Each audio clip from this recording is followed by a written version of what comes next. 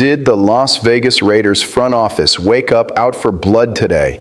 Or has John Spytek just gone completely insane? There's an aggressive overhaul happening on the coaching staff right now. And I gotta ask, is Clint Kubiak actually going to be able to resurrect a run game that's been the laughingstock of the NFL for the last 2 years? What's more, are we about to steal the absolute perfect complement to Ashton Jeanty for pennies on the dollar in free agency? And to cap off this absolute madness, if Fernando Mendoza is really our guy in the draft, who is going to stretch the field so he doesn't get eaten alive out there? We have a pinpoint target for that, and he's an old acquaintance of our head coach.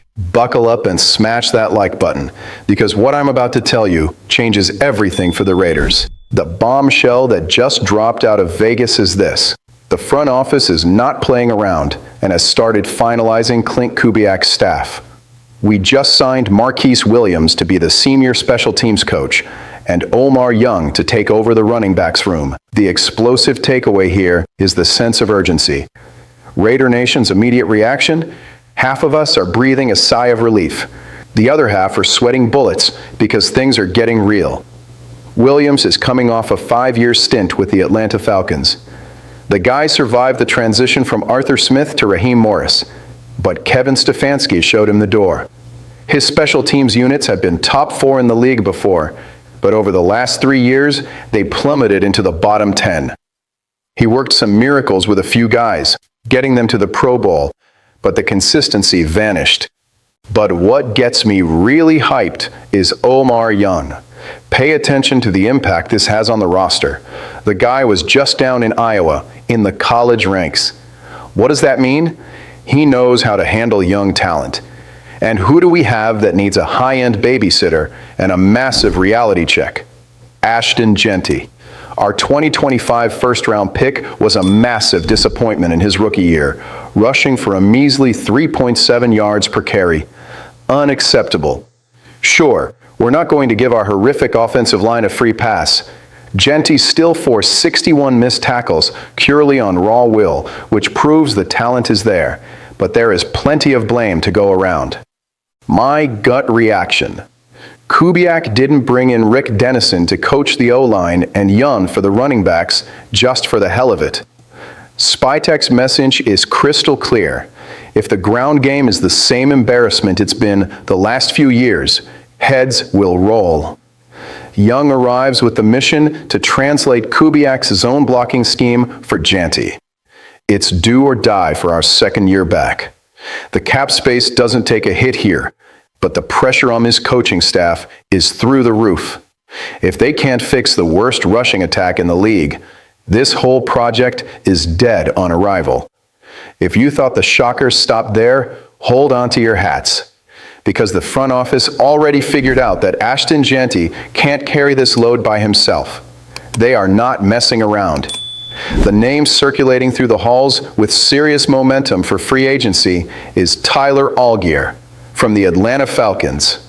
For anyone who's been living under a rock, this dude ran for over 1,000 yards as a rookie, but had to ride the pine when Bijan Robinson touched down in Georgia.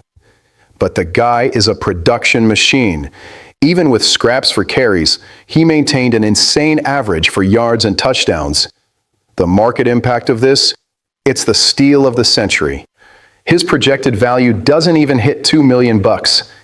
We could lock up a 2-year, $5 million deal, and the guy would come here smiling, and the impact on our cap space would be virtually zero. The controversy is brewing because a lot of people think we should focus our money on the defense. But the reality is, Kubiak operated in Seattle using Kenneth Walker and Zach Charbonnet. He demands a two-headed monster in the backfield. Algeier is the bulldozer we need for short yardage situations. The crazy part is he was a college linebacker. He thrives on contact. Out of his last 18 rushing touchdowns in the NFL, 16 were inside the 6-yard line. He is the hammer missing from our toolbox. And the cherry on top, his scheme in Atlanta was pure zone running, which is exactly the philosophy Kubiak is bringing to Vegas. John Spytek needs to pick up the phone right now. Getting a guy who's willing to split the backfield, costs peanuts, has a proven track record in this scheme, and keeps Jeanty from getting turned into mincemeat by opposing defenses. If we miss out on this opportunity because we're being cheap in the open market, I'm throwing in the towel. And to wrap things up, let's put something on your radar. That silent move that most of our fan base is completely ignoring while they stress over the trenches. This offseason overhaul goes way beyond just fixing the run game. Kubiak looked at our offense and realized it lacks poison. It lacks explosive speed. And guess who's available on the market and already knows the ins and outs of our new head coach's offensive system? Rashid Shaheed. The mainstream media is just focusing on the draft, but do the math with me. If we're really going to use the #1 pick to draft Fernando Mendoza and bet on the kid as our franchise quarterback, like the insiders are saying, we cannot throw him to the wolves without any weapons. Mendoza is going to need someone to stretch the field. Shaheed brings exactly that elite speed we simply do not have. He forces defenses to backpedal, and that's where the magic happens. When you threaten deep with Shaheed, what opens up in the middle? Wide open space for Brock Bowers to shine. And what opens up in the box? Absolute highways for Ashton Jeanty or Algeier to run through. It's a perfect domino effect. Kubiak knows it doesn't matter if you have the best scheme in the world if the talent on the field is limited. He already warned everyone in his press conference. It's not a one-man show. If the receivers don't block for the run game and the line doesn't protect for play action, nothing works.